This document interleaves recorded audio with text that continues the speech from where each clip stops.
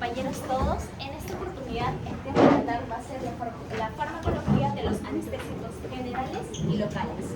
Los integrantes son Norma Dávila, Antonio Facundo y quien les habla, Jesús Arnaiz. Ahora sí, en nuestro índice a tratar, como bien ya lo he mencionado, va a ser anestésicos generales y locales. Vamos a hablar de la definición y su clasificación, de la importancia, de las bases de la anestesia, de los mecanismos y sus targets, las indicaciones y criterios, la línea de tratamiento, la farmacodinámica y la farmacocinética y su seguridad.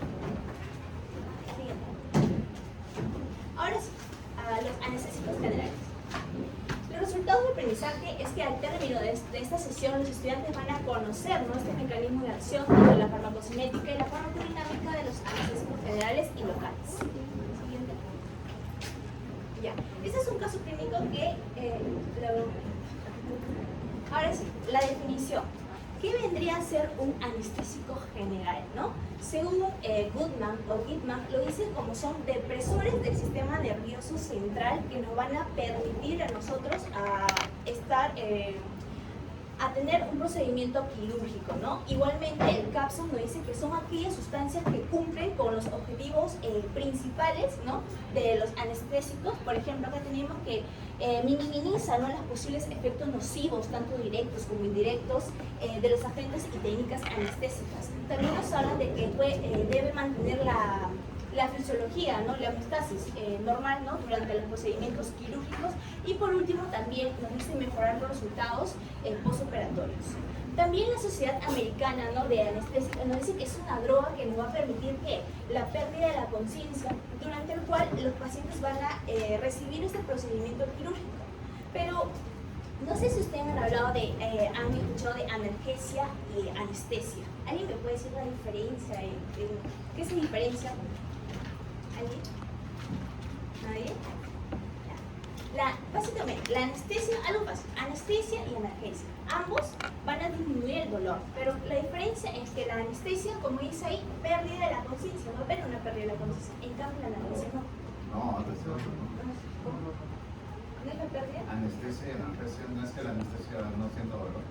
Son dos cosas totalmente distintas. Ajá, pero o sea, sí disminuyen el dolor, pero sin embargo, uno es así. ¿No? Puedes tener un paciente anestesiado que sienta dolor. Y es por eso que es importantísimo saber la diferencia. Anestesia es simplemente la pérdida de la conciencia. Analgesia es pérdida del dolor. Entonces, los efectos principales vamos a hablar de inconsciencia, de amnesia, analgesia, la inhibición de estos reflejos autónomos, la relajación de este músculo también, que más adelante lo vamos a dar a detalle. Ahora sí, para hablar un poquito de estas fases, ¿no?, de la anestesia, es la inducción, es cuando se administra el fármaco, ¿no? Acá vamos a tener la hipnosis, lo que viene a ser la relajación muscular y la analgesia. También la segunda fase es el mantenimiento. El mantenimiento es el total el tiempo que se va a dar en este procedimiento quirúrgico, y por último la recuperación, que va a ser dos fases, que vendría a ser el recobro de la conciencia y el postoperatorio, ¿no? Siguiente. Ahora sí. La clasificación de esto va a ser hipnóticos y auxiliares. Los hipnóticos parentales, ¿no?, y inhalatorios. Los auxiliares opioides o también bloqueadores neuromusculares. En los parentales, si se dan cuenta, van a ser sustancias que van a actuar facilitando ¿Parentales o parenterales? los parenterales, perdón, son sustancias que van a actuar facilitando, ¿no?, el sistema depresor GABAérgico, ¿no?, y a su vez estos se van a administrar tanto intravenoso como intramuscular. Estos se van a dar en dosis repetitivas dependiendo qué tanto el efecto terapéutico va disminuyendo. Acá vamos a tener al propofol, a la ketamina, el tiopental y el tomidato. Ahora, en los inhalatorios, esto va a permitir un control, ¿no?, de lo que vendría a ser de este efecto anestésico. Estos van a actuar disminuyendo los niveles de la actividad de las células, ¿no?, neuronales, que lo que va a hacer es que no van a dar el ingreso al sodio, ¿no? Acá tenemos los ejemplos: el isoflurano, el sevoflurano, el desflurano y el óxido nitroso. Tenemos acá a los auxiliares, a los opioides y a los bloqueadores neuromusculares, ¿no? O también pues el BNM, que unos lo dicen, ¿no? Estos son necesarios básicamente porque van a ser lo que requieren para la relajación muscular. Tenemos a los despolarizantes y a los no despolarizantes. Básicamente estos van a actuar en los receptores Los receptores nicotínicos van a mimetizar esta acetilcolina y los no despolarizantes estos se van a unir a los receptores posinápticos no nicotínicos. Acá un ejemplo tenemos al succinilcolina ¿no? en los despolarizantes y en los no despolarizantes tenemos al roncuronio y al pancuronio. ¿no? Los opioides ya en el anterior lo había mencionado como morfina y fentanilo. ¿no? Ahora sí, para hablar la importancia de este anestésico general, ¿no? Para comenzar, primero los principios generales que ya los había mencionado, ¿no? ¿Y por qué una de las importancias? Porque esto nos va a ir a la condición física ¿no? del paciente y también las características que nos van a de estos procedimientos que nos van a determinar ¿no? las variaciones de estas cifras de mortalidad. Por ejemplo, acá hay un estudio ¿no? del Centro Naval que nos dice que la mortalidad de acá ha sido de 1 a 100.000, ¿no? Anestésicas tiene una morbilidad de 0.45%. También nos hablan de medicamentos, el costo, ¿no? ¿Cuánto es el costo? Y esto representa entre el 10 al 33% del presupuesto general ¿no? de esta farmacia. De los cuales se van a calcular según el valor de la unidad base. Nos dicen también que los anestésicos parentales son los equipos más baratos parenterales, perdón, y los inhalados, el isoflurano y el sevoflurano son como que los más utilizados y siendo el primero que es el isoflurano, ¿no? El más económico, ¿no? Ahora, también la Sociedad Española de Anestesiología nos dice ¿no? que el riesgo de muerte es un caso por cada 200.000 intervenidos. Como ven, o sea, las cifras en general no son buenas en general y también este artículo nos brinda varios detalles de acuerdo a estos principios y la importancia de cómo habla. Bueno, ahora hablando sobre las bases de la anestesia general, voy a empezar hablando de las primeras 3 fases que necesitamos como conocimiento, ¿no? Estas 3 fases van a ser la inducción, el mantenimiento y la recuperación. La inducción, como se dice, como está escrito, es cuando se da la administración del fármaco para iniciar todo este proceso del mecanismo de acción para que llegue al paciente está anestesiado o dormido. Luego seguiría el mantenimiento, que vendría, como su nombre lo indica, vendría a ser el mantenimiento del fármaco del paciente dependiendo de la cirugía también. Vamos a ver que esta va a ser de mayor o de menor duración. Y finalmente tenemos la recuperación, que esta va a ser la fase donde ya se le deja de suministrar el fármaco para que el paciente pueda recuperarse, ¿no? Otra cosa también importante que decir es que en los fármacos inhalados vamos a encontrar los CAPS, que vendría a ser la concentración mínima alveolar, que esta más que nada nos indica que el nivel de potencia que tiene cada fármaco, ¿no? Por ejemplo, el óxido nitroso, vamos a ver que tiene un CAP de 104%, si no me equivoco. Esto quiere decir que su potencia no va a ser tan elevada. En cambio, la alotano va a tener una potencia de 10% aproximadamente, lo que significa que su potencia va a ser aumentada. Eso no quiere decir que uno va a ser más eficaz o no, ya que para eso vamos a encontrar la proporción de sangre y gases.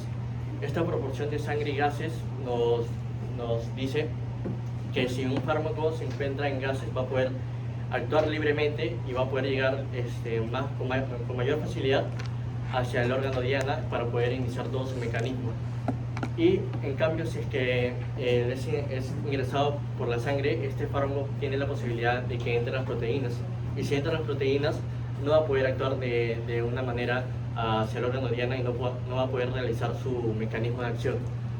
Así que hablando otra vez sobre esos 2 fármacos que les mencioné, a pesar de que el alotano tenga una mayor potencia, el índice de sangre y gases va a ser diferente, ¿no? Ya que este va a tener una menor efectividad a comparación del óxido nitroso, que va a tener una mayor efectividad, ya que este va a ser un gas puro, ¿no? Y puntual. A más CAM. Más CAM, menos potencia. O sea, ¿qué quiere decir el CAM? Es la concentración mínima alveolar Es la concentración mínima en el alveolo que tú necesitas para obtener un efecto. Por eso, mientras más CAM tengas, va a ser menos potente. ¿Eso qué quiere decir? Si tenemos una sustancia que tiene un CAM de 7, pongamos, ¿Ok? Va a ser menos potente que alguien que tiene un CAM 1, ¿cierto? ¿Ok?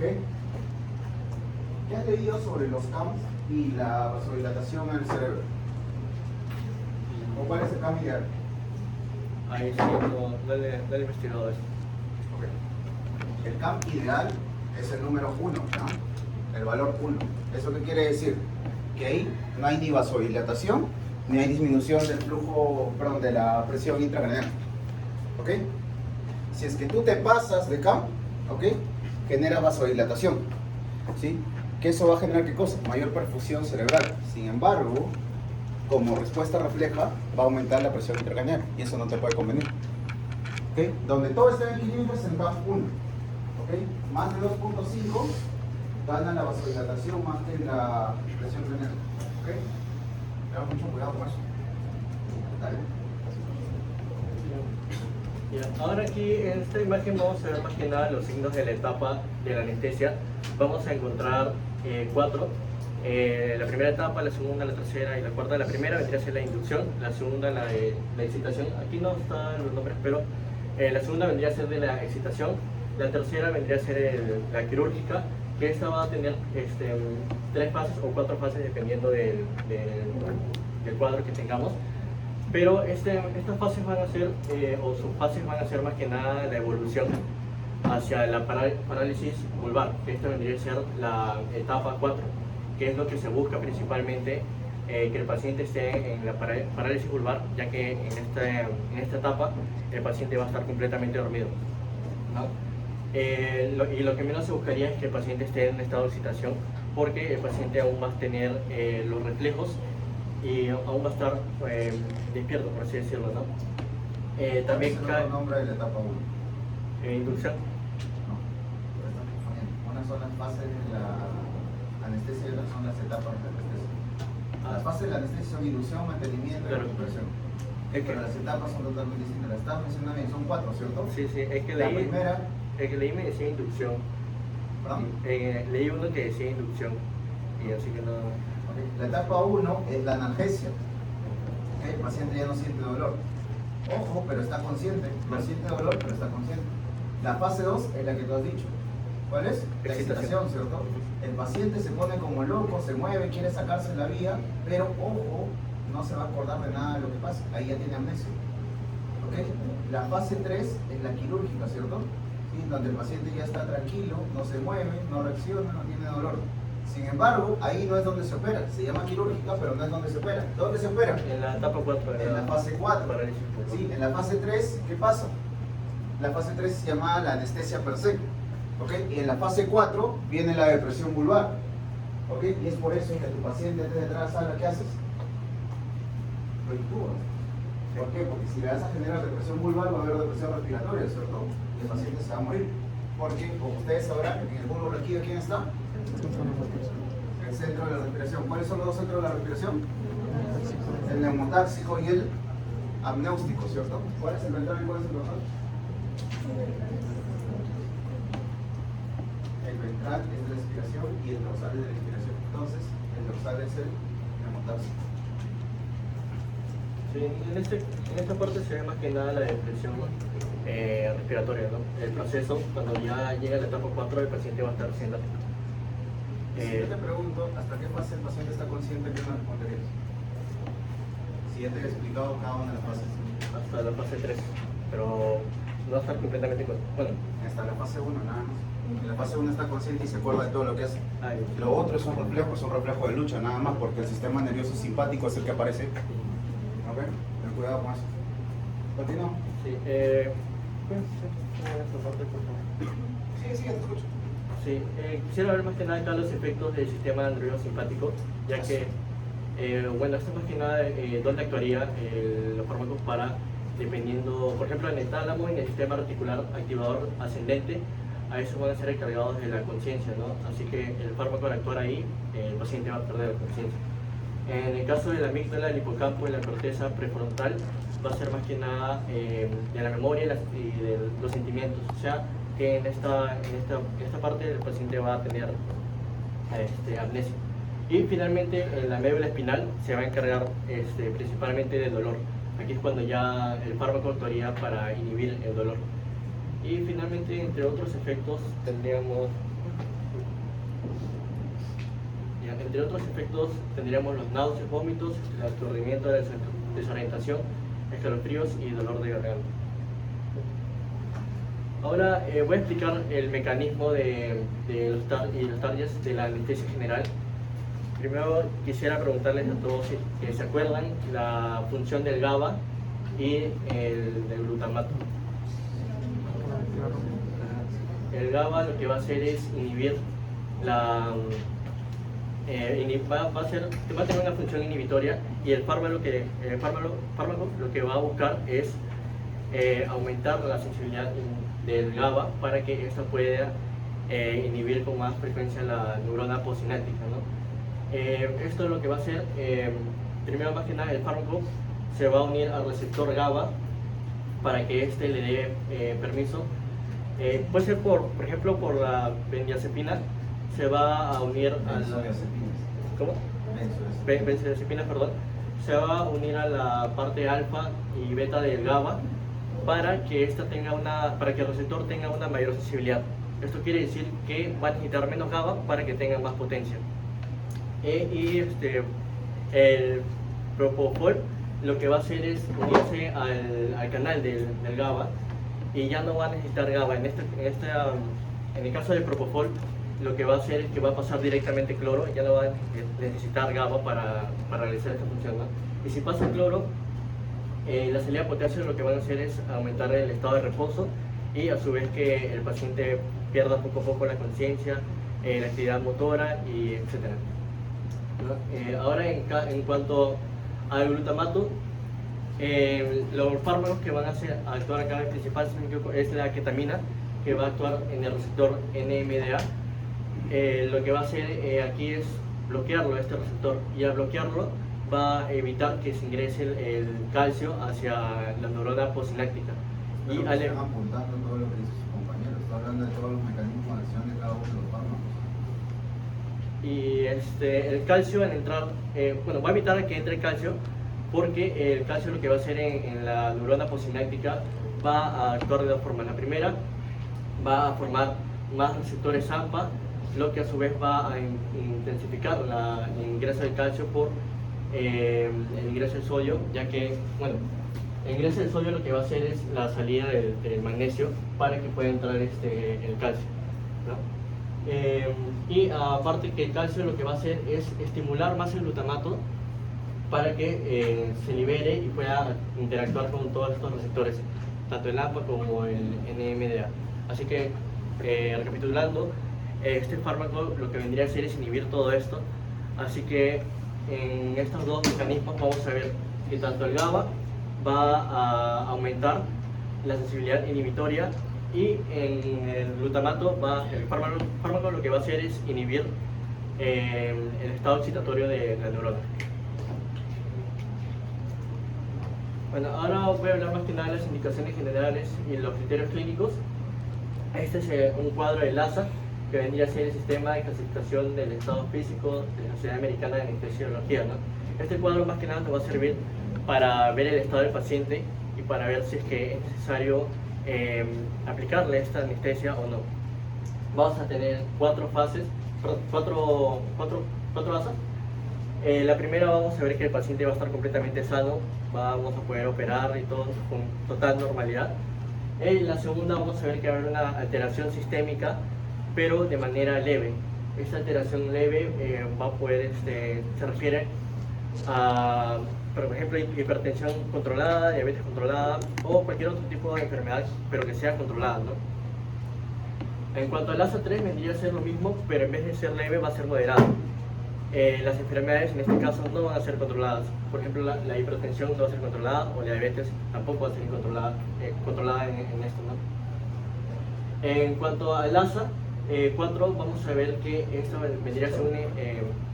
vendría a ser para un paciente con una enfermedad sistémica, pero de manera grave, ¿no? Esta de manera grave, como por ejemplo la insuficiencia respiratoria o cardíaca global. También tenemos al ASA 5, que esta vendría a ser a pacientes ya terminales, o pacientes que a pesar de tener una cirugía igual van a terminar falleciendo. He leído que estos fallecen como a las 24 horas, aún así los PRs y todo igual no va a ser útil, ¿no? Así que en este caso, si es que el paciente va a estar en el ASA 5, lo más recomendable sería hablar con familiares o explicarle al paciente su situación, ya que a pesar de que se lo opere, no va a haber un cambio. Y finalmente en el ASA 5 vamos a tener que es un paciente con muerte cerebral, que he leído que en el ASA 6 se usa más que nada el trasplante de órganos, pero ahí sí no estoy muy seguro de esa parte. Ya, eso no lo tienen que saber, pero un resumen así bastante fácil, ¿ok? El 1 es paciente sano, ¿ok? 6, paciente con muerte cerebral. Ese es un paciente que está en calidad de donador de órganos, ¿ok? Por eso su compañera menciona el trasplante. ¿Ok? 5 es un paciente que está jodido. Si ese paciente si no entra a sala, se va a morir, ¿ok? Imagínense un paciente con un accidente de tránsito, alguien que le ha caído algo encima, que se ha caído de una altura de 20 metros. ¿Okay? Si ese paciente no lo opera, se va a morir. El ASA 2 es un paciente que tiene cualquier enfermedad, pero que está controlada. Hipertensión, diabetes, hipotiroidismo, hipertiroidismo, lo que tú quieras controlar. ¿Ok? ¿Ahí está muy bien?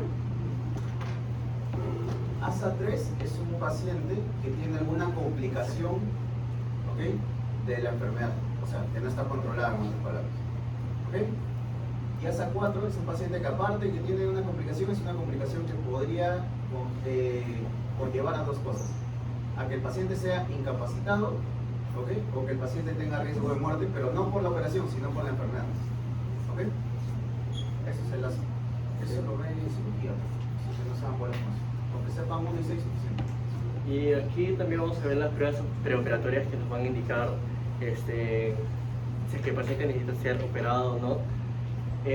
Quisiera enfocarme más que nada en la prueba de embarazo, ya que he leído que los anestésicos generales se vendrían a contraindicar en caso de embarazo, ya que al deprimir la respiración y todo el sistema cardíaco va a ser peligroso tanto para la mamá y más que nada para el bebé, ¿no? En caso de que sea algo urgente o de suma importancia, sí se debería ya darle la anestesia general. Sí. Ya, y finalmente vamos a tener la línea de tratamiento. Como mencionó mi compañera, vamos a tener en la inducción propofol, la tiopental sodio, benzodiazepinas, etomidato y ketamina. Aquí el que más se va a usar por su velocidad vendría a ser el propofol. Esto vendría a ser como de primera línea y se inyecta, y es de manera intravenosa. Ahora, en cuanto al mantenimiento, generalmente se usa los inhalados, ya que estos inhalados, especialmente el óxido nitroso, va a ser el que menos efectos o el que menos riesgo va a tener el paciente con el mantenimiento de este fármaco, ¿no? Y si es que en caso no hay fármacos inhalados, se entraría o se le pondría los fármacos endovenosos, más que nada opioides como el fentanilo. He puesto porque las benzodiazepinas y el fentanilo no se le recomendaría a pacientes que tengan problemas respiratorios, ya que estos vendrían a ocasionar mayor depresión respiratoria. Y aquí en la ketamina he leído también que podría causar mayores alucinaciones a los pacientes.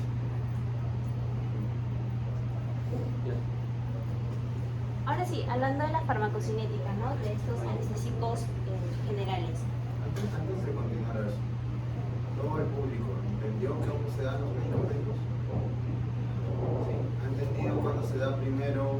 ¿Qué medicamentos se usan para inducción? ¿Qué medicamentos se usan para mantenimiento? No dicen nada. Bueno. Mi compañero lo ha explicado muy bien, pero están en otra cosa. Ahí está una lista brandaza: medicamentos para inducción, medicamentos para mantenimiento. Y acá se subrayado los que se usan más que nada, ¿no? Los principales que se usan. En el caso de inducción se utilizaría el propofol, ya que su inicio de acción va a ser rápido. Va a ser más rápido su tiempo. Entre aproximadamente 30 a 90 segundos ya se estaría la inducción del paciente. Menos, yo diría 10 a 20. Sí, en unas de 30 a 90 y otros 10 y 30. Es bastante rápido. Ajá. ¿Perdón? Depende de la vía de administración. ¿De la vía de quién? Administración. No, pero el propofol es casi siempre es como inducción venoso. Ok, ya, le pusiste inducción al paciente, ya lo planchaste. Pero antes de eso, ¿qué tengo que hacer? Tengo que darle ¿qué cosa? Analgesia, ¿cierto? ¿Qué medicamento da analgesia? Ketamina. La ketamina da analgesia. Analgesia profunda, según el Goodman. Anestesia. ¿Quién te da analgesia? Analgesia. Está ahí a la derecha. ¿Cuáles son medicamentos anestésicos de toda esa tabla? Las benzodiazepinas son anestésicos, pero son analgésicos.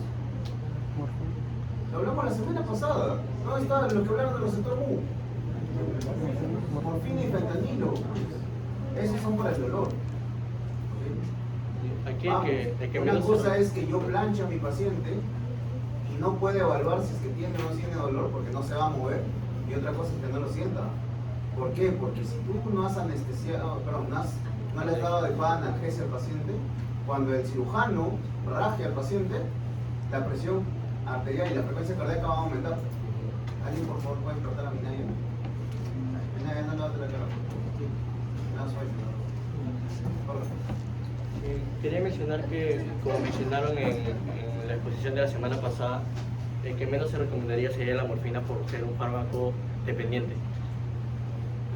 Bueno, estamos en operación, no creo que el paciente sea dependiente de eso. Además, ni se va a acordar. ¿Ok? Pero acuérdense que en la fase de inducción, ¿qué le tienen que dar? También falta algo bastante importante, si ustedes lo mencionaron, pero no lo he vuelto a mencionar. Ya me encargué con el propofol de que esté anestesiado, ¿cierto? ¿Ok?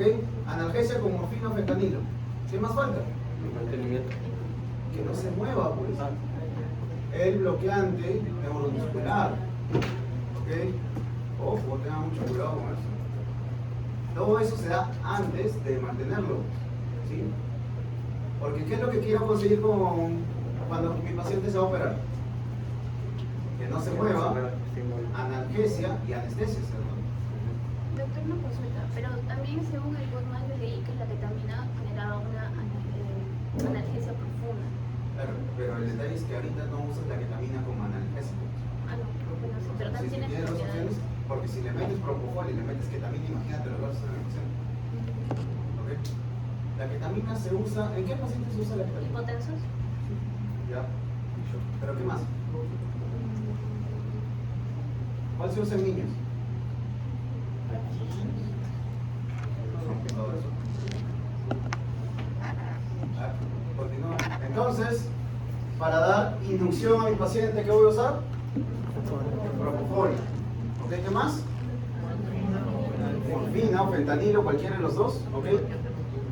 ¿Y cuál es el bloqueante neuromuscular? ¿Cuáles son los dos bloqueantes neuromusculares que conozco? Los polarizantes y los no despolarizantes. ¿Ok? ¿Cuáles son los polarizantes?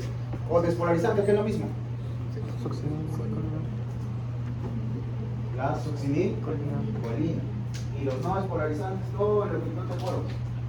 Atracurio, pancuronio, rocuronio, cisatracurio. Ahora sí, ¿y de mantenimiento qué puedo usar, doctor? Lo que tú quieras. ¿Ok? Normalmente, si ya usaste un medicamento endovenoso, ¿sí qué pasa? A un inhalar, ¿ok? ¿Estamos?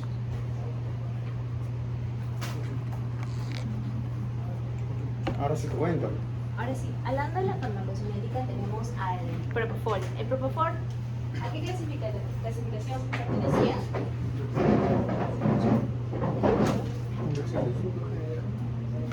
Clasificación. Yo mencioné. ¿Ok? ¿Ok? Clasificación. A ver, primero mencioné clasificación. Los hipnóticos y los auxiliares. ¿Qué? Dale, no pases la depo hasta que entiendan, dale. Parenterales, pendejo. Ya, parenterales, propofol, la ketamina, el tiopental, el tonidato son parenterales. Cuando hablamos de clasificación, pueden ser hipnóticos o auxiliares. Esto a su vez se van a encontrar Parentales. los de parentales inhalatorios. Parentales propofol.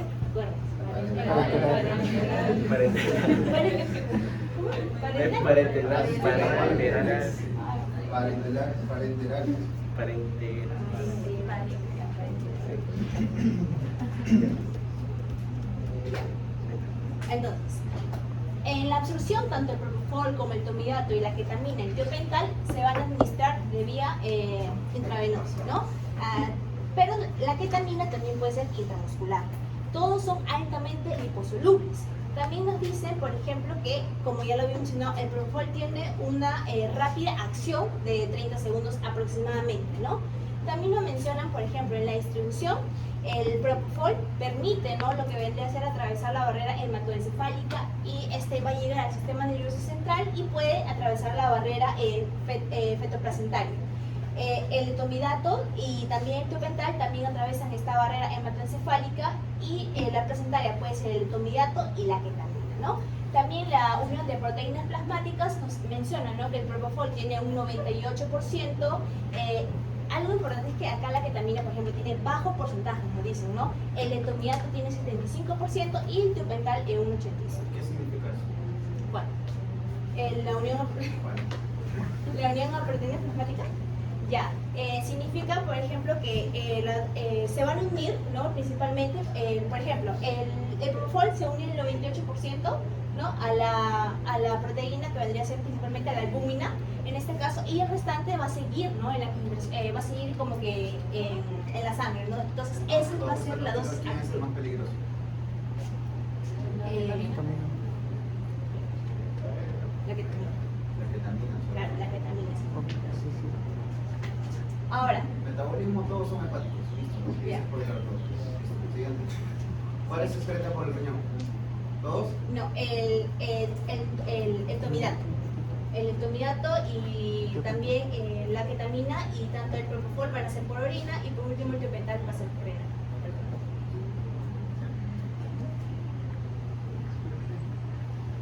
¿Ya? Ahora, hablando también de el midazolam, el fentanilo y la... ¿Tú me vas a poner vía oral y al paciente que lo vas a operar le vas a dar vía oral y es el midazolam? Estamos hablando de anestesia, ¿no? Todas son endovenosos. El fentanilo sí te lo valgo porque en algunos hospitales usan el transmucoso, pero lo demás no te puedo hacer, no hay vía oral. Con que lo menciones bacán, pero no me lo puedo hacer. Nada que ver. Y bueno, también, entonces tenemos el fentanilo y la morfina parenterales, ¿no? Tenemos también en la distribución, por ejemplo, los dos, el midazolam y el fentanilo, van a atravesar esta barrera hematoencefálica y también tenemos la unión a proteínas plasmáticas, ¿no?, donde aquí la morfina tiene un 35%, el midazolam un 94% y el fentanilo entre 80 y 85%, ¿no? El metabolismo, el midazolam y tanto el fentanilo, estos se van a metabolizar por el citocromo especial, el 3A4, ¿no?, principalmente, y también en la morfina tenemos, por ejemplo, que acá va a haber dos principales metabolismos formados, que vendría a ser el metabolismo activo, la morfina 6 glucurónico, y el inactivo, la morfina 3 glucurónico. Todos se van a excretar vía renal. Ahora, sigamos el isoflurano, sevoflurano, desflurano y óxido nitroso. Como ven, ahí la absorción, todos se van a dar a nivel de la membrana alveolocapilar, ¿no? También tiene su coeficiente de participación de sangre, ¿no? El isoflurano de 1.43, el sevoflurano vendría a ser de 0.63 a 0.69, lo que encontré, el desflurano a 0.42 y el óxido nitroso a 0.47. El de acá, cabe resaltar que acá se absorbe rápidamente el óxido nitroso, ¿no? ¿Cuál de todos ellos es el más peligroso y por qué? A ver, el más peligroso debería ser...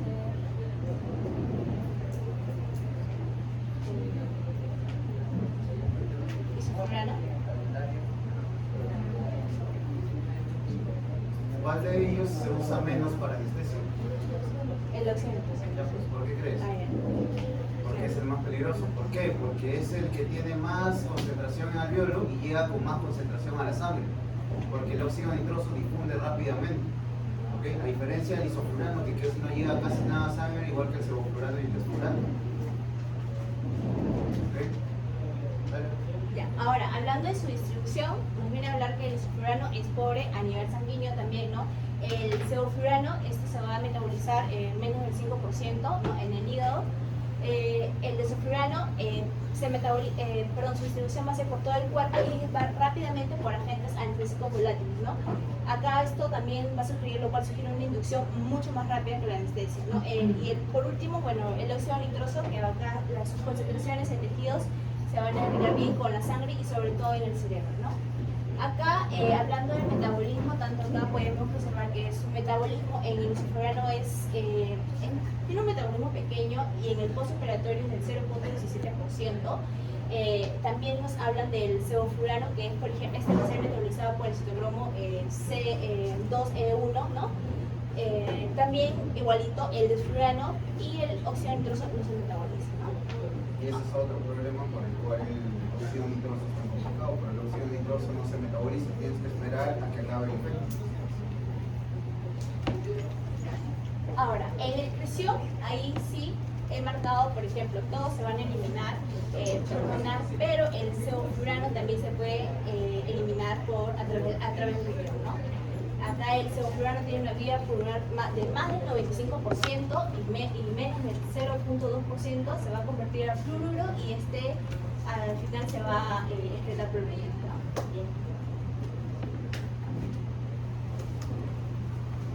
Bueno, hablando sobre la farmacodinamia, tenemos a los anestésicos parenterales, que el principal, el que debemos recordarnos y hacer hincapié va a ser el propofol. Este va a ser un agonista GABA de tipo A, o sea, ionotrópico. Esto va a generar lo que es este va a ser un neurotransmisor inhibitorio, lo que va a generar la apertura de los canales de cloro, el ingreso del cloro a esta neurona postsináptica, lo que va a generar este estado hipnótico, que es lo que se busca en estos anestésicos parenterales, para que no pueda llegar la transmisión de la señal de dolor, que es justamente el objetivo de los anestésicos. Entre su modo de acción y sus efectos va a generar dolor local, hipotensión, depresión respiratoria. En el etomidato también va a activar el receptor GABA, que va a tener el mismo efecto, que es el ingreso de cloro para generar esta hiperpolarización neuronal. Puede generar convulsiones, es por ello que no se va a indicar este tipo de anestésicos en pacientes epilépticos. También genera hipnosis, pero sin analgesia. ¿Cómo? Lo que vas a hacer, para que tus compañeros apunten, porque no he visto que nadie haya apuntado. ¿Cuál no se puede dar en pacientes epilépticos? El etomidato, ¿Por qué? a que genera convulsiones. ¿Ahora sí apuntaron? ¿Sí? Dale. También es importante mencionar que este anestésico va a generar estabilidad cardiovascular. Es lo que justamente este anestésico se le refiere a los pacientes que presentan enfermedades cardiovasculares. Ahora, en la ketamina, esta viene a darse por la unión a receptores MDA, estos receptores de glutamato. Lo que va a generar es que se inhiba, entonces no va a haber una despolarización. Por ende, también va a generar una analgesia profunda. Según el Goodman, al generar esta analgesia profunda, también genera lo que es la amnesia, y también presentan aparte de la broncolilatación, o sea, el paciente puede permanecer con los ojos abiertos, o también va a generar un movimiento de las extremidades de manera involuntaria. En el caso del tiopental, que viene a ser un barbijo. ¿Perdón? ¿Sabes por qué pasa eso con la ketamina? O sea, hacen hincapié en que genera una analgesia profunda. Es un sistema que ustedes conocen, que da broncodilatación, que da agitación, que aumenta la frecuencia cardíaca, por ende aumenta la presión arterial. Simpático. El sistema nervioso simpático. De todos esos medicamentos, el que más estimula el sistema nervioso simpático es la ketamina. Entonces, si tengo un paciente hipotenso, ¿con qué lo voy a anestesiar? ¿Con propofol? ¿Con etomidato? ¿Con ¿Con qué? Ojo, de nuevo, a un paciente con epilepsia lo voy a anestesiar con etomidato. A un paciente que tiene problemas cardíacos, ¿con qué lo anestesio? ¿Cuál? Con etomidato. Con etomidato. Ok. A un paciente que está hipotenso y a un paciente que es asmático. Sí. Con ketamina. Ojo. Y un paciente que tiene trastorno sensorio porque se ha chocado, ¿sí? Viene todo con pérdida de conciencia, ¿cuál no le daría? No, ketamina sí puede ser.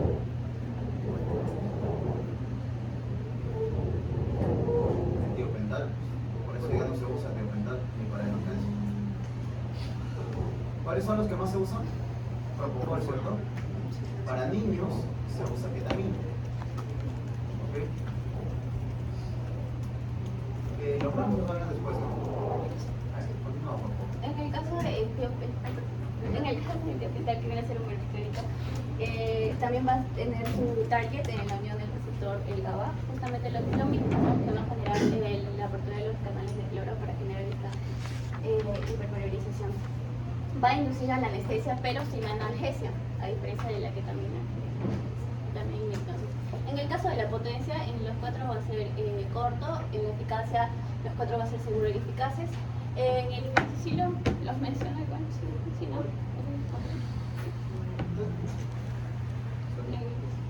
Todos, creo que todos están entre 30 y 60 segundos. ¿O hay alguna diferencia? El inicio de acción creo que todos esos mismos. Salvo la ketamina que es intramuscular, que dice ¿y cuántos minutos? No, intramuscular.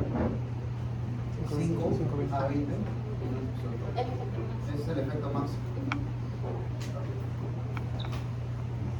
Entonces, esos que están ahí se usan como ¿qué? Como mantenimiento. Para ojo, en el examen te puedo preguntar eso. ¿Cuál de los siguientes fármacos se usa para inducción? ¿Cuál se usa para mantenimiento? Y si te pregunto la succinilcolina, ¿para qué es? No, ¿para qué? ¿Para inducción o mantenimiento? ¿Cómo se llama antes, pues? Inducción.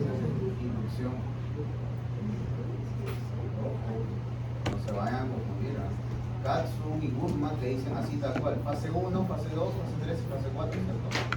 Solo Katsu creo que te habla así de inducción, mantenimiento. Continúa, por favor. Ahora, hablando sobre los anestésicos inhalatorios. Aquí está presente el isoflurano, que va a tener un mecanismo de acción, bueno, el isoflurano, el sevoflurano, el desflurano y el óxido nitroso, que van a tener un mecanismo de acción que va a activar los receptores inhibidores centrales, que estos pueden ser los GABA, y que va a justamente aumentar la permeabilidad de los iones de cloro, generando la hiperpolimización de las neuronas. Ahora, algo que mencionan y recalca muy importante del isoflurano es que cuando se coadministra con el óxido nitroso o un opioide, que puede ser la morfina o el fentanilo, estos van a reducir lo que es la composición y va a afectar a su efecto terapéutico. Ya, pero más importante que eso, ¿por qué no puedes mezclar isoflurano con morfina? ¿Qué hace el isoflurano con la presión arterial? O sea, Los tres, en verdad, isoflurano, desflurano y desflurano. ¿Hacen hipo o hipertensión? Hacen hipotensión, los tres bajan la presión arterial. ¿Ok? ¿Y por qué no lo pueden mezclar con morfina entonces? Porque la morfina, ¿qué hacía?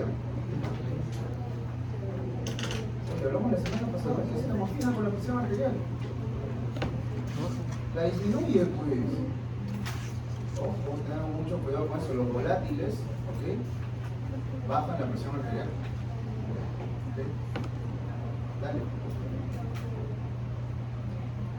También en el caso de la potencia, estos vienen a estar, el que tiene más potencia viene a ser el isoflurano, y le sigue el furano y el óxido nitroso, que viene a ser el que tiene más baja potencia. Todos presentan la misma eficacia. Y también presenta un inicio de acción, un efecto máximo que viene a ser el mismo. Y la duración del efecto viene a ser del isoflurano de 1 a 2 minutos, el del sevoflurano de 5 minutos, el de furano 4 minutos, el óxido nitroso de 1 a 2 minutos. Porque los tres medicamentos se dan como continuamente, ¿cierto? Porque son de mantenimiento. Dale. En la dosis en adultos se da de 6.25% en oxígeno o 2.8 mezclado, debido a que este debe ser un líquido volátil, el isoflurano. Ahora, la dosis y el rango terapéutico viene de 1.5 a 3% en oxígeno, de 2 en el desflurano, de 2 a 4% en oxígeno, y en el óxido nitroso de 20% de sedación y el 50% de anestesia. En la regulación no se observa ningún efecto rebote a retirar. Ahora, en estos anestésicos auxiliares, que se usan básicamente como complemento para poder lo que es bajar la dosis de lo que son los anestésicos generales y reducir los efectos secundarios de estos, presentamos al midazolam, que viene a ser unas benzodiazepinas, que va a tener un mecanismo de acción que va a activar también a los receptores GABA tipo A, a los ionotrópicos, aperturando estos canales de cloro y generando este efecto relajante muscular. También tenemos a los analgésicos, que vienen a ser estos opioides, como el fentanilo y la morfina.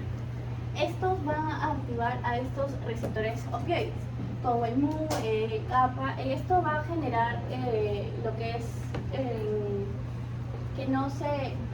En estos receptores va a generarse la apertura de los canales de potasio, liberándose estos de la neurona, y lo que va a generar un medio interno negativo, lo que va a disminuir la excitación neuronal. Y va a inducir a una analgesia, como mencioné, y una sedación. Ahora, en la succinilcolina viene a ser un bloqueador neuromuscular despolarizante, y también va a generar lo que es la relajación musculoesquelética, y el ropuronium, que también se mencionó, que es un bloqueador neuromuscular no despolarizante, que va a generar la depresión de la transmisión neuromuscular.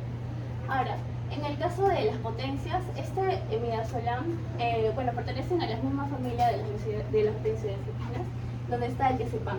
Viene a ser mucho más alta, mucho más efecto, tiene mucha más potencia que el diazepam en este caso. En el caso de estas opioides, el fentanilo tiene más potencia que la morfina. En el caso de succinilcolina viene a tener una potencia corta y el ropuronium una intermedia. Ahora, en el tema de la eficacia, va a tener una eficacia alta, el fentanilo va a tener una mayor eficacia que la morfina, y estos van a ser similares. Ahora, en el inicio de acción y efecto máximo, va a depender de la manera en la que se va a administrar.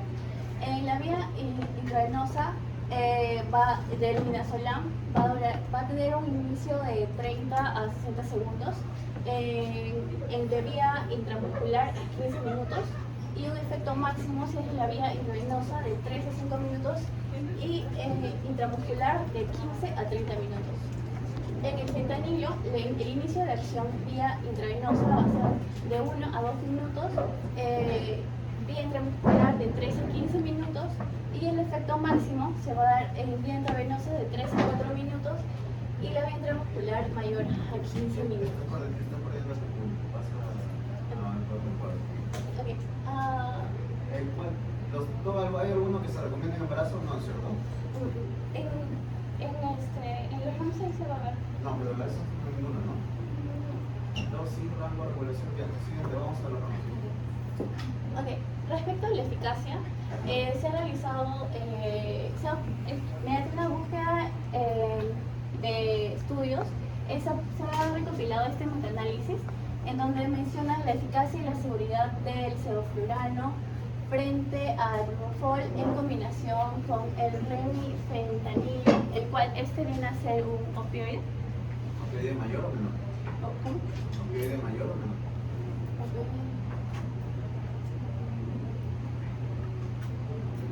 Es un opioide mayor. Es más potente que el fentanilo, y el fentanilo es 10 veces más potente que la morfina, así que date cuenta. Sí. En este caso, el sevoflurano, como ya lo mencioné, viene a ser inhalatorio y el propofol es los parenterales. Ahora, aquí en este estudio quieren recalcar lo que es la eficacia y la seguridad, administrando el sevoflurano con el remifentanilo y el propofol con el remifentanilo. Entonces, mencionan que antes estos anestésicos en la craneotomía eran principales estos anestésicos inhalados como opioides que podían generar una inconsciencia intraoperatoria y generar el mantenimiento que se requiere para esta operación. Y como resultado obtuvieron que el remifentanilo con el sevoflurano viene a ser inferior respecto al remifentanilo con el propofol en cuanto a seguridad de la intraoperación y postoperatorio. Esto lo asociaron debido a la tolerancia de medicamentos, al paciente, a sus hábitos o a su condición física.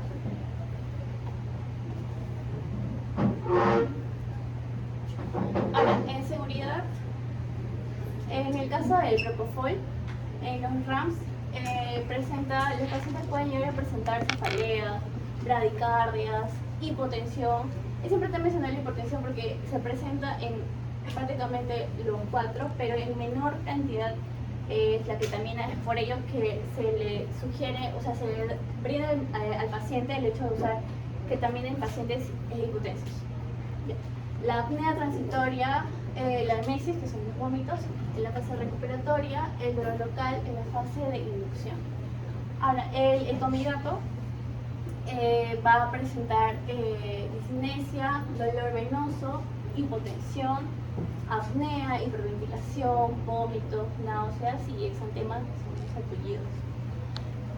En la ketamina, como el doctor también acaba de mencionar, presenta alucinaciones, sueños normales, pesadillas, confusiones, comportamiento anormal, la amnesia, los movimientos crónicos, también va a aumentar, va a tener una actividad simpático-mimética. Esto es lo que va a generar el aumento de la frecuencia cardíaca, el aumento de la broncodilatación.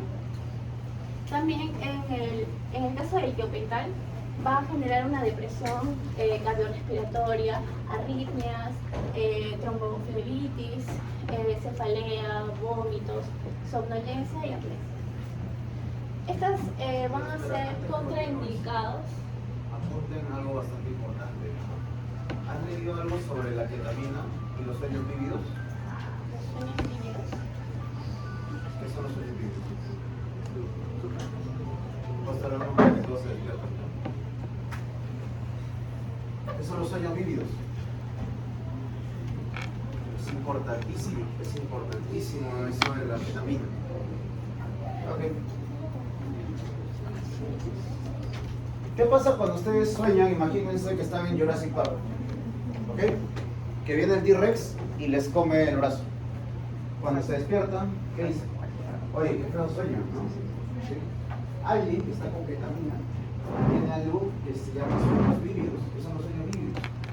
Viven el sueño, ¿ok? Ellos están dentro del sueño, ¿ok? Y si viene un T-Rex y les arranca el brazo, lo que va a hacer el paciente es despertarse y gritar de dolor. Va a vivir el sueño, ¿ok? Cosa que no lo hacen los demás. Recuerda que como bien su compañera dijo, la ketamina también tiene ¿qué cosa? Una acción simpático-mimética. Por eso es que aumenta la frecuencia cardíaca. Y si aumenta la frecuencia cardíaca, ¿qué va a aumentar? Por su fórmula de presión arterial. El gasto cardíaco, si aumenta el gasto cardíaco, ¿qué aumenta? La presión arterial, ¿ok? ¿Qué tienes que saber sobre el tiopental? Las arritmias es bastante importante. El tiopental es bastante arrítmico, arritmogénico, ¿ok? El etomidato es uno de los pocos que te da exantema. ¿Qué es exantema? Te dan como ronchitas. No es urticaria, no es alergia. Te dan como ronchitas, como poliforme.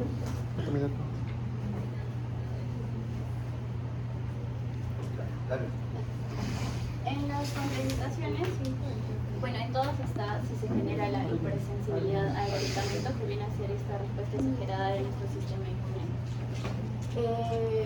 También en enfermedades cardíacas respiratorias, en pacientes limitados o hipovolémicos, el etomidato se va a contraindicar en niños menores de 6 meses.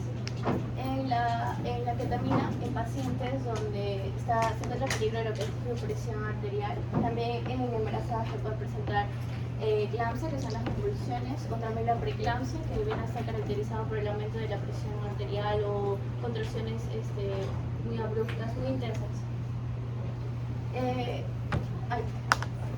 En el caso de fetal, en crisis asmáticas, en pacientes asmáticos está contraindicado. Ahora, ¿Por qué la crees que está seguridad. contraindicado en pacientes asmáticos? ¿Por qué crees que está contraindicado en pacientes? No me digas por la depresión cardiorrespiratoria, porque todos hacen depresión cardiorrespiratoria.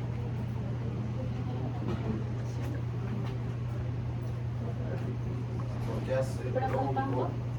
No, porque hace broncorrea, no hace broncoespasmo. ¿Y qué es broncorrea? Aumento de la producción de moco, aumento de las secreciones en el tracto respiratorio. Ojo, ten cuidado con eso es esta pregunta. ¿Sí? No es por la broncoconstricción, porque la broncoconstricción que hace es casi nula, es por la broncorrea. La seguridad en el embarazo o de la No lactancia hay ninguno que sea recomendado. de tipo No hay ninguno que sea recomendado en el embarazo. ¿Sí? no. O sea, hay de tipo C que no se sabe si hay mayor beneficio o se va a Ya, generar pero más. tú te lanzarías siendo médico general, ¿expondrías tu sello a darle un embarazo? Se No, debe listo. tener mucha precaución al indicar. Aparte, ¿por qué operarías a una paciente, a una gestante? No me digan cesárea, la cesárea no se usa con anestesia general. En verdad yo no encuentro ninguna, salvo que sea tan salvo que una gestante le dé apendicitis. Pero si no. Ok. Interacciones. ¿Qué has puesto en interacciones? Cuéntame. Cuando el propofol va a interactuar con las benzodiazepinas o anestésicos inhalatorios, va a prolongar su anestesia y va a reducir la frecuencia sinusofrénico-motora. En el caso de el etomidato, va a potenciarlo en su interacción si está entre opioides, sedantes o alcohol. En la ketamina, las interacciones, el tiempo de recuperación se va a prolongar si esta va a interactuar con barbitúricos o ansiolíticos. En el tiopetal va a inhibir su efecto de la cebutolol, que lo busqué y viene a ser un inhibidor del receptor beta 1, que justamente va a inhibir lo que es la presión arterial. La potencia, el efecto, va a potenciar el efecto del etapos. Y en el monitoreo, pues siempre que se va a administrar estos anestésicos, se debe monitorear lo que son los signos vitales, detectar si los pacientes presentan hipotensión, si hay signos alarmantes. También se puede ver lo que es el examen de sangre o exámenes físicos. Ojo, tengan mucho cuidado con el etomidato. El etomidato, sí, si bien su RAM es la hipotensión, el etomidato te da una hipotensión bien maleada, que no sale con nada del paciente. ¿Okay? Y es por eso que hay que estar tomando la presión a cada rato si es usado etomidato. ¿Sí? Si ves que si la presión baja en menos de 10 minutos, 10 milímetros de mercurio, ya tienes que darle vasopresores o algún otro medicamento para subir la presión.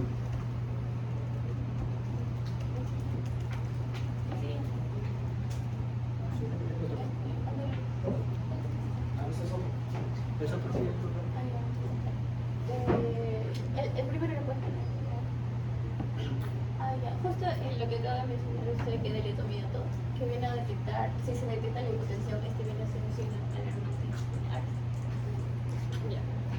En el caso de estos anestésicos inhalatorios, en los RAM se puede presentar, en el caso del isoflurano, las arritmias, va a aumentar el recuento de glóbulos blancos, hipotensión, depresión respiratoria, calofríos, náuseas, vómitos y daño hepático.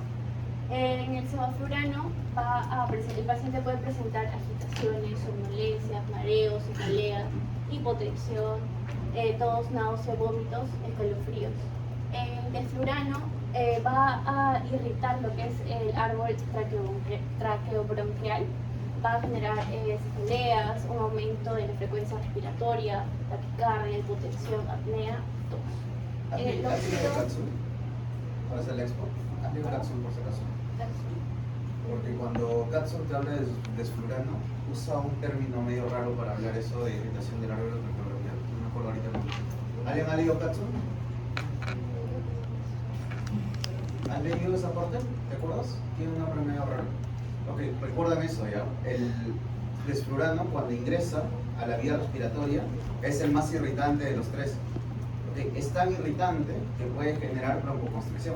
Entonces te pregunto, ¿en qué paciente no debería usar desflurano? ¿En qué?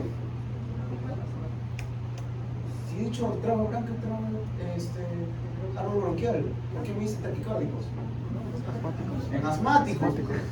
Sacaron de 4. Okay. El isoflurano es uno de los que genera más arritmias, o sea, problemas cardíacos. Okay. ¿Y cuál te genera más agitación? El sevoflurano. Ojo, te voy a preguntar eso en el examen, ¿no? Así que más te vale que estés apuntando, que estés prestando atención a tu compañero. Ya les dije, no les vuelvas a repetir. Siguiente. En el caso del óxido nitroso, va a presentar náuseas, vómitos, aumento de la presión y volumen en las cavidades aéreas. Y también puede generar anemia megaloblástica, que va a ser el cambio de la estructura de los glóbulos rojos, generando un aumento en su tamaño. En las contraindicaciones, igual la ICA dice que si el paciente presenta una hipersensibilidad a estos medicamentos, y también si hay sospechas de una hipertermia maligna, que va a consistir en un aumento de la temperatura. También en el caso del sevoflurano, igual la hipertermia maligna. En el caso del desflurano, Uy, que mencionaste, ahora cuéntame, ¿qué es la hipertermia maligna? consiste en el aumento de la temperatura excesiva y también presenta ¿Dónde es la alteración? contracciones. Ya, ¿pero qué parte del músculo? Y eso sí, he leído Katzun, he leído Harvey, he leído Woodman y los tres te mencionan cuál es el problema con la hipertermia maligna. ¿Alguien sabe? ¿Alguien que haya llevado Morfo 2 y le hayan dicho que es la hipertermia maligna? Si no me equivoco, hay un problema en el guardado del calcio a nivel de células vasculares, entonces no se va a poder guardar este ion en el retículo, no va a ser el nombre, pero similar al retículo hepático romano. Y lo que va a causar es una hiperconstricción de los músculos, causando un aumento del ATP y esto va a generar calor. El calor va a generar una degradación de las proteínas y en general todo un daño al músculo. Ok, tienes la noción. Vamos a complementar. La hipertermia maligna es una enfermedad genética en la cual el paciente nace con una alteración a nivel del gen RIR. Este gen RIR sintetiza una proteína importantísima para un receptor. ¿Cómo se llama ese receptor? El receptor de rianodina, pues. ¿Y por qué era importante el receptor de rianodina? Como muy bien dijo su compañero, ese receptor de rianodina se encarga de liberar el calcio del retículo sarcoplasma. ¿Y qué es lo que pasa en la hipertermia maligna? El receptor de rianodina deja abierto al retículo sarcoplasmático. ¿Eso qué quiere decir? Que va a salir un montón de calcio al espacio intracelular. ¿Ok? ¿Y qué va a pasar con el paciente? Los músculos se van a empezar a contraer sostenidamente. ¿Y qué pasa cuando tú contraes el músculo sostenidamente? ¿Qué pasa cuando vas al gimnasio? ¿Tu temperatura sube o baja? Sube, ¿cierto? Es más, la contracción del músculo va a ser tan fuerte, ¿okay?, que el músculo se va a empezar a destrozar. Y si se destroza el músculo, ¿qué sale al extracelular? ¿Qué tienes en montón, en gran cantidad dentro de la célula? Potasio. ¿Okay? El paciente se muere no por la temperatura, se muere por las arritmias que te genera la hipercalemia. Es un paciente que te mete unas arritmias, unas hipercalemias de 12, 13. ¿Ok? Pero más que los volátiles hay unos más que generan. Y no lo he mencionado. El alotano. Ya bueno, no lo he mencionado, pero el alotano es el que genera más crisis de hipertermia maligna. ¿Junto con quién? Con los bloqueantes musculares despolarizantes. ¿Cuáles son los bloqueantes musculares despolarizantes?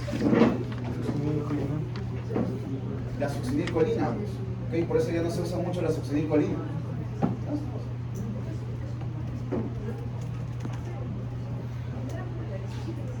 Despolarizantes o polarizantes es lo mismo. ¿Estamos? Ahora sí se entendió que era la hipertermia maligna. Ya, eso es un consejo para toda la vida, ¿no? Tengan mucho cuidado cuando hacen sus diapos de poner algo que no sepan explicar. ¿Okay? Y no lo digo para el curso, lo digo para la vida. Imagínate que estás dando una conferencia y tú por lucirte pusiste un nombre rarazo ahí. Y siempre, en un público de 200 personas va a haber alguien que levanta la mano. Cuando tú dices alguna duda y no quieres que nadie te pregunte nada, va a levantar la mano y te dice, doctor, una consulta, ¿qué es eso que está ahí? Tengan mucho cuidado con eso. Te va a pasar, ¿eh? Así que aprendes por las buenas o aprendes por las malas. Entonces, ya hablamos de cada uno de los ramos. ¿Hay algo más que estaba olvidando por ejemplo? ¿Les dije lo del asma y el desflurano? Sí. ¿Sí, no? Ya si me acuerdo les digo, continúa, por favor. Bueno, entre los anestésicos auxiliares, las benzodiazepinas, el midazolam puede presentar somnolencias, sedación, disminución del nivel de conciencia, depresión respiratoria, náuseas y vómitos. En el caso del fentanilo, va a generar una depresión respiratoria, somnolencias, cefaleas, mareos, vómitos, estreñimiento, sudoración, nerviosismo. En el caso de estos opioides como la morfina, va a generar confusión, insomnio, alteraciones de pensamiento, cefaleas, contraindicaciones, contracciones musculares involuntarias, somnolencias y mareos. Le faltó el más importante de la morfina, lo mencioné hace un momento. ¿Qué hace la morfina con la presión arterial? La disminuye. Cuando mandas a diapos corregidas, donde van a añadir alotano porque no lo han puesto, me vas a poner ahí grandazo que la morfina genera hipotensión. Y cuando me hablan de contraindicaciones, ya no me digan hipersensibilidad, porque es obvio que si un paciente es alérgico no le voy a poder dar el medicamento, ¿cierto? Mencionen otras patologías, por ejemplo, el fentanilo no le puedo dar aquí a pacientes con asma y EPOC, porque ya mencionamos hace un momento lo mismo, ¿cierto? Por la broncoconstricción. ¿Algo más? Igual en la morfina también, por ejemplo. ¿Es infección? ¿Por qué infección? Infecciones que pueden afectar también el pulmón.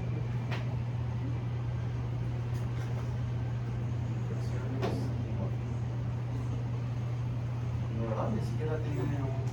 deja buscarle algún nexo. ¿Alguien tiene idea por qué la morfina no se puede ayudar a infecciones? Una celulitis que te duele, no le das morfina. Hay muchos escépticos, sí, pero... No sé, trata de revisarlo y si crees con el pertinente lo pones de nuevo. Ya, siguiente. Ahora faltaba los anestésicos locales. Ya. ¿A qué hora acaba la clase? 13:20. Vamos a simplificar esta vaina. ¿Vale? ¿En qué se dividen los anestésicos locales? En ésteres y amigas, ¿cierto? Ok. ¿Para qué uso yo un anestésico local? Va a ser regional para una cierta región. Ok. Para procedimientos pequeños, rápidos y qué más. Que sean en una sola parte del cuerpo, ¿cierto? Ok. Dale, continúa.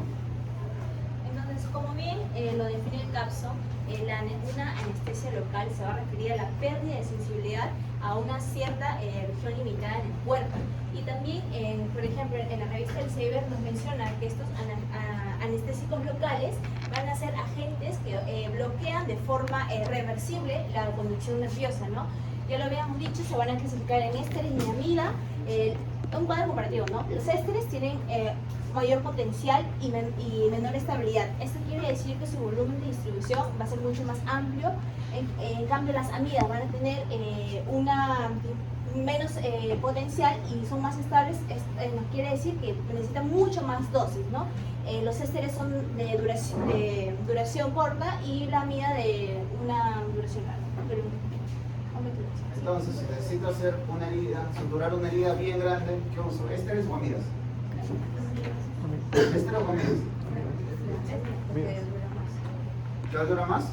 Las amidas. ¿Ok? ¿Listo?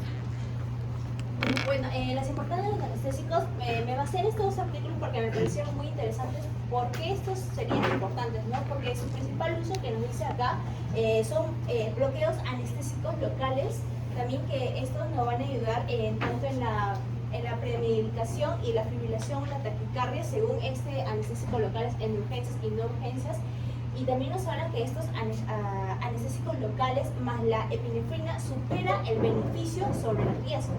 Esto es algo importante también, que nos dice que cuál es el manejo de una intoxicación sistémica por anestésicos locales, porque ¿qué es lo que pasa? Lo que nosotros queríamos saber es primordial la seguridad del paciente, ¿correcto? Entonces, ¿qué pasa si tenemos esta complicación sistémica por estos anestésicos locales? ¿No? También la efectividad de estos procedimientos, ¿no? de menor invasión, y también nos menciona que esto va disminuyendo el 10% por año, ¿no? Lo que es este sistema por anestésicos locales. ¿Qué es la epinefrina? ¿Qué es la epinefrina?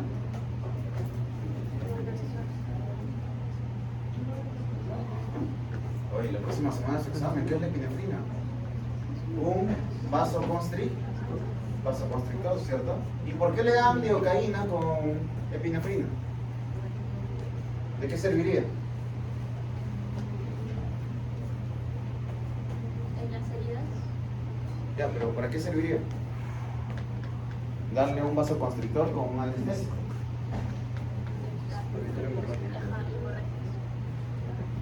No por la hemorragia. ¿Qué pasa si tengo acá mi herida? Acá en el dedo. ¿Dónde voy a anestesiar? Acá arriba, ¿cierto? ¿Okay? ¿Y para qué voy a anestesiar? Y voy a poner vasoconstrictor, que por cierto en el dedo no se pone, ahorita les voy a decir por qué. Para que haga vasoconstricción, pues. Y si hace vasoconstricción, el medicamento se va a quedar más o menos tiempo en la herida. Más tiempo, ¿cierto? ¿Qué es lo que quiero? ¿Ok? Por eso se da con epinefrina. Ojo, llévatelo para tu vida si quieres. Lugares en donde no se puede usar epinefrina: punta de la nariz, orejas, dedos, tanto de la mano como de los pies. ¿Qué más? Genitales, la punta del glande no puedes usar anestesia, pero no puedes usar epinefrina. ¿Y por qué? Porque si usas en esos lugares vas a hacer una vasoconstricción tan marcada, y como acá tiene circulación terminal, se cae, ¿no? Hace necrosis y se cae. Lo mismo que pasa en... ¿Han visto los pacientes los que van a escalar? ¿Sí? ¿No han visto que se ponen orejeras, que se ponen cosas para protegerse? Yo, pues, si no, cuando están caminando se les cae la oreja. ¿Okay? Porque tiene circulación terminal. ¿Okay? Y es por eso que usas epinefrina, para que el medicamento se quede ahí. Otra cosa, la lidocaína, cuando ingresa en sangre y llega al corazón, ¿qué genera? Arritmias, pues. ¿Okay? Por eso también es importante que la lidocaína se quede más tiempo en la herida. Ok, continúo. En esta ocasión voy a hablar sobre el mecanismo y la acción sobre los anestésicos locales. Antes que nada, para empezar sobre todo esto, quisiera mencionar que los anestésicos locales vendrían a ser bases libres, que tienen la capacidad de ser ionizantes o no ionizantes. Estos se van a transformar a no ionizantes más que nada para traspasar la capa fosfolipídica de la neurona, ¿no? Así que el anestésico local se va a inyectar cerca de la zona. Específicamente, este fármaco va a ir hacia el sexto segmento de la cuarta subunidad de la neurona. Así que lo que va a hacer este fármaco se va a transformar, cuando llegue a la zona, esta zona de acá, va a pasar de no ionizante, perdón, de ionizante hacia no ionizante. Esos cambios se van a ver más que nada por el pH de la zona. Y bueno, cuando se transforme en no ionizante va a poder traspasar la capa fosfolipídica, y cuando vuelve a llegar a la capa intracelular, esta se vuelve a ionizar para que se una al receptor de canales de sodio. ¿Por qué se une a los canales del receptor de sodio? Es para evitar que entre sodio a la zona, y el sodio en estos lugares más que nada va a ser el encargado de activar el potencial de acción del dolor.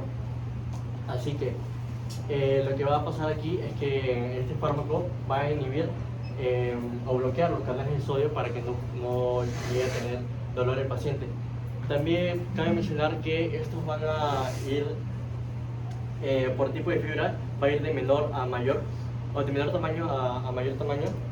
Y de las primeras y las más importantes que cabe mencionar vendría a ser las de tipo C y las de tipo A, ya que estas dos, tipo A delta, ya que estas dos van a ser las principales encargadas del dolor.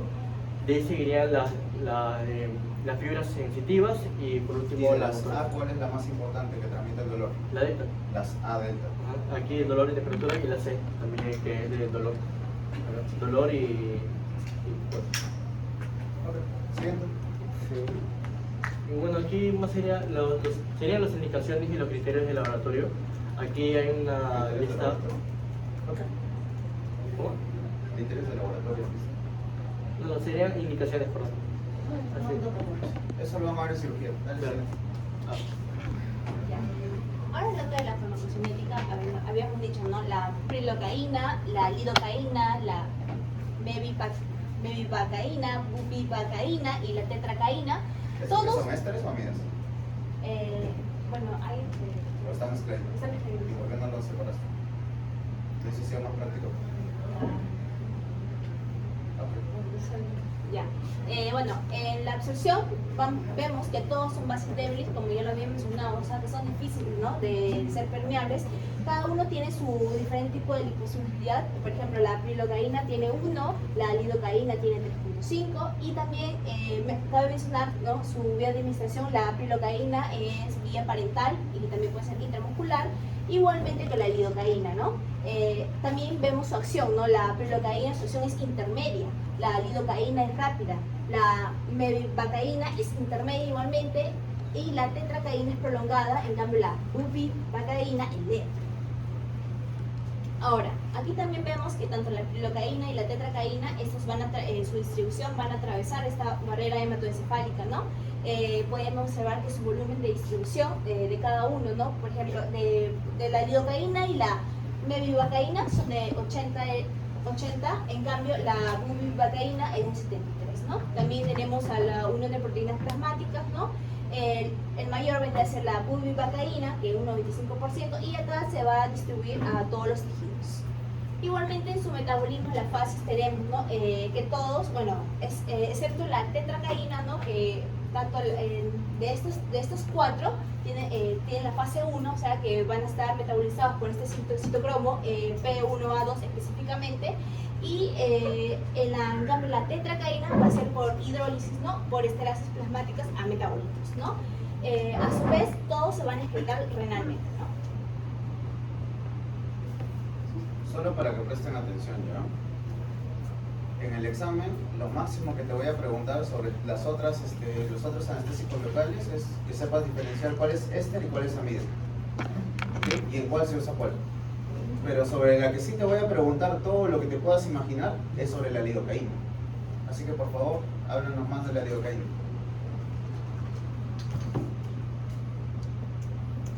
¿Qué significa que sea una base débil o una base fuerte?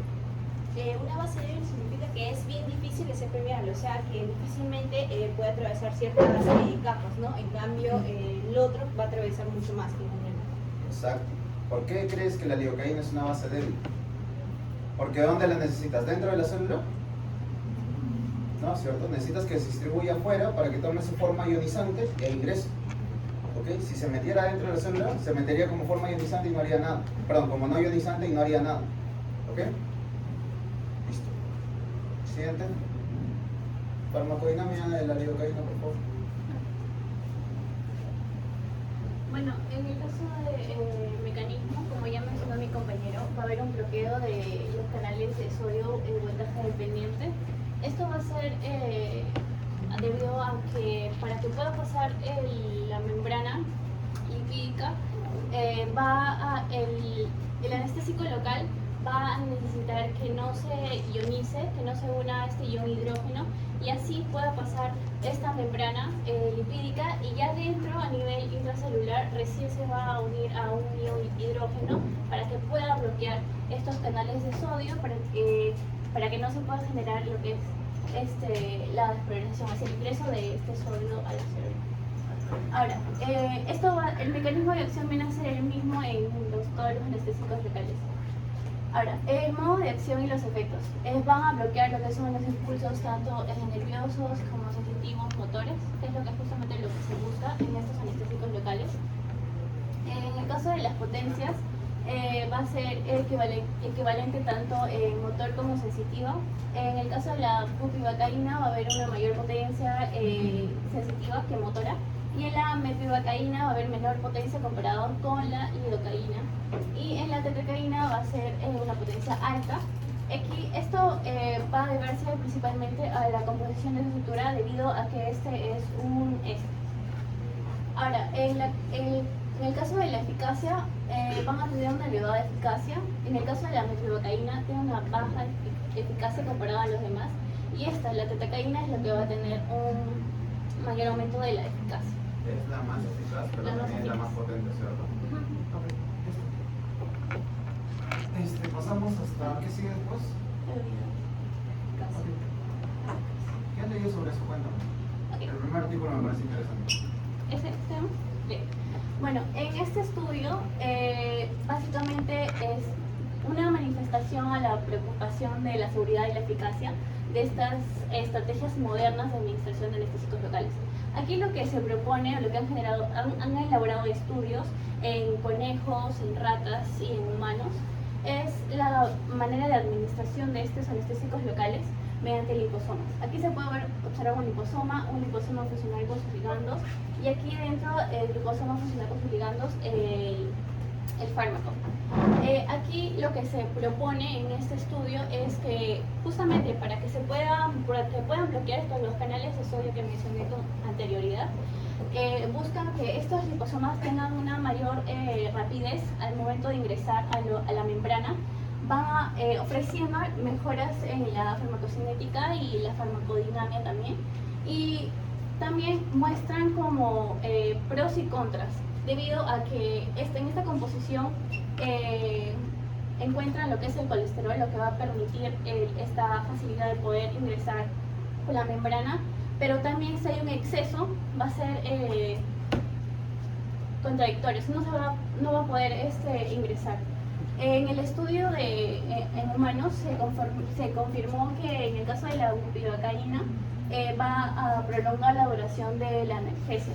Entonces, aquí lo que proponen es una mayor investigación para poder mejorar lo que es esta administración, para que haya un mejor mantenimiento de estos anestésicos locales y que sea más veloz el efecto.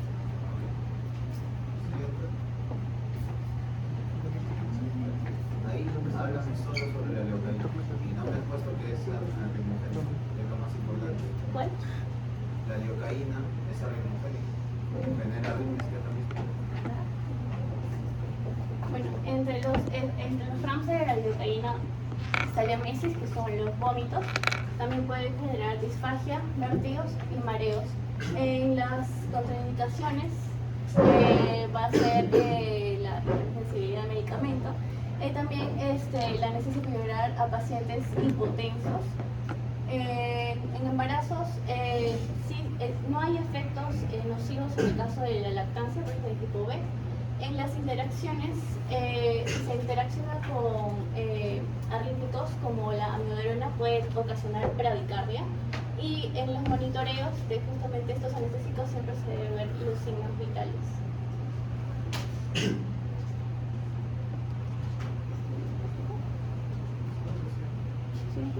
¿Ahí terminó?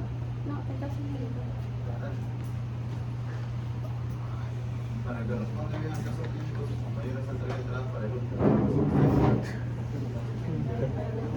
Me parece que El ultra. Ya. A ver, nos hablan de un paciente de sexo femenino de 19 años, coordina para resección de quiste tirocloso, sin antecedentes anestésico-quirúrgicos ni antecedentes personales. Niega historia de alergia. En su examen físico, ahí cardiovascular, la pleuropulmonar son normales. Se realiza anestesia general balanceada utilizándose los siguientes fármacos en el intraoperatorio: el fentanil, el propofol, el atrapurio, el cefazolina y el sevoflurane. Luego de la inducción anestésica. ¿Ah? ¿Cómo estoy equivocando? Las cefazolinas son antibióticos. Ya, dale. Luego de la inducción anestésica se observa taquicardia, hipotensión arterial severa con una presión arterial sistólica de 60 milímetros de mercurio, acompañado de un exantema cutánea en cara y cuello y tórax. Con diagnóstico de reacción anafiláctica, se inició inmediatamente el siguiente tratamiento: suero fisiológico, adrenalina en bolos de 50 gamas intravenosa, la hidrocortisona y la clorfeniramina, obteniéndose una buena respuesta y recuperando la estabilidad hemodinámica. Se suspende el procedimiento y se despierta a la paciente. En el postoperatorio se realizaron test cutáneos para los fármacos utilizados, obteniéndose positividad para el atrapurio. Entonces, ¿qué creen que le pasó al paciente?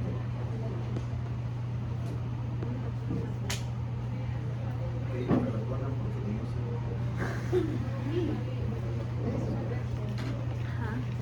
sé. Una alergia, exacto. Por eso se le pide, se realizaron test cutáneos, ¿no? Y se dio positivo al atrapurio, ¿no? ¿Cómo se diagnostica esta condición clínica? ¿Y puede ser fatal?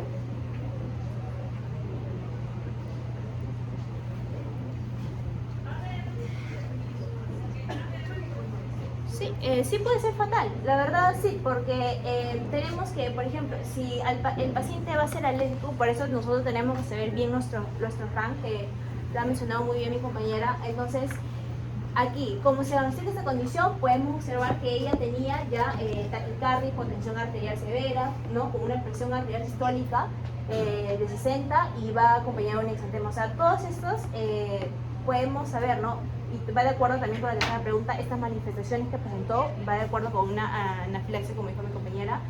¿Y cuál sería el tratamiento alternativo? Más o menos.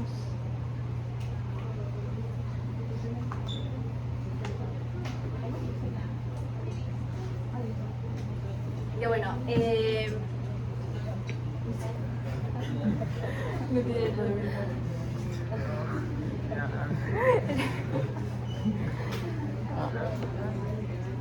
¿Qué tratamiento sería, chicos, para ustedes? ¿Qué tratamiento es?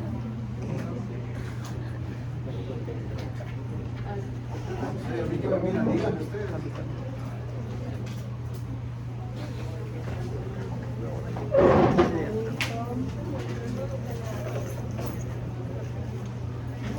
¿Nadie?